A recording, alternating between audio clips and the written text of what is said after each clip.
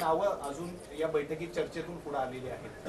तर तुम्हाला सगळं माहिती आहे, कसं विशेष तरी पण अधिकृत तुमच्याकडून नावं समजली की बाबा हे नावं जी आली त्याच्यामध्ये शशिकांत शिंदे, बाळासाहेब पाटील, सुनील माने, सत्यजित पाटणकर, हां सत्यजित पाटील, बाळासाहेब पाटील, शशिकांत, सुनील, सत्यजित आणि श्रीनिवास पाटील ही नावं आली. क्रांतीचा आहे.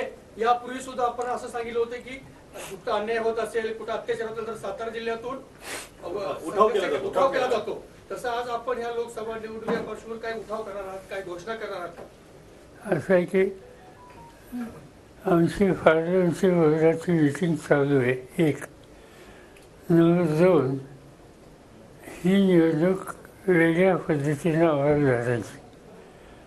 त्याचं कारण राज्यामध्ये भारतीय जनता पार्टीच्या विरुद्ध विचाराने असलेले जे घटक आहेत अशांचा आमचा एक संघ तयार झाला आहे. त्याच्यामध्ये काँग्रेस पक्ष आहे, उद्धव ठाकरेंच्या नेतृत्वाखालचं शिवसेना आहे, राष्ट्रवादी आणि लोक सातत्य आहे आणि त्याशिवाय डाव्या आणि प्रागतिक विचाराचे जे पक्ष आहेत, शेतकरी काँग्रेस पक्ष असेल, CPM असेल, CPI असेल, RCIमध्ये काही घटक असतील, ही आम्हाला सगळ्यांच्या बरोबर आहेत. त्यामुळे उद्याच्याला जे निर्णय घ्यायचे ते एकट्याने कुठे बसून निर्णय घेता येणार नाही. या सगळ्यांच्यावर विचार करून ते निर्णय त्या ठिकाणी घेतले जाते. ती प्रोसेस आमची चालू आहे. कालच एक बंद करा कालच एक आमची बैठक त्यातली झाली.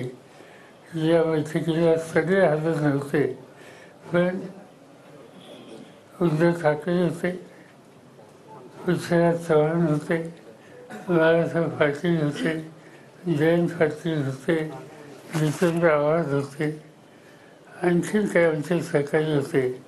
त्याच्यामध्ये साधारणतः अन्य पक्षांच्याबरोबर लवकर बोलायची प्रक्रिया आपण सुरू करावी आणि नंतर एकत्रित चित्र ते झाल्यावर आणि त्याबरोबर काही किमान कार्यक्रम उद्या निवडणुकीला जात असताना लोकांना जी कमिटमेंट करायची तो भला मोठा अजेंडा करण्याची आमची मनस्थिती नाही. 5 ते 7 महत्त्वाचे आयटम जे सामान्य माणसाच्या दृष्टीने अत्यंत महत्त्वाचे, शेतकऱ्यांच्या दृष्टीने आहेत, बेरोजगार तरुणांच्या दृष्टीने आहेत, असे काही करून त्याच्यावर एक असा हा कार्यक्रम तयार करून तो लोकांच्या समोर मांडावा असा विचार त्याचा झाला. त्या कार्यक्रमाची आखणी ही सवय करण्यासाठी पृथ्वीराज चव्हाण यांच्या नेतृत्वाखाली एक लहानसा ग्रुप त्या ठिकाणी केलेला आहे आणि त्यांच्याकडचा रिपोर्ट हा आम्हाला 1-2 दिवसात मिळेल.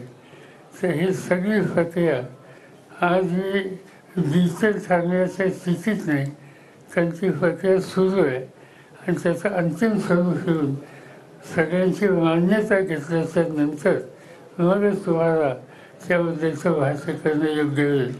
आणि आमचा प्रयत्न आहे की त्या 4-1 दिवसामध्ये किंवा 5 दिवसामध्ये हे सगळं काम एक मोठी प्रेस कॉन्फरन्स घेऊन त्यांच्यासमोर मांडावं असं साधारणतः आम्ही विचार केला आहे.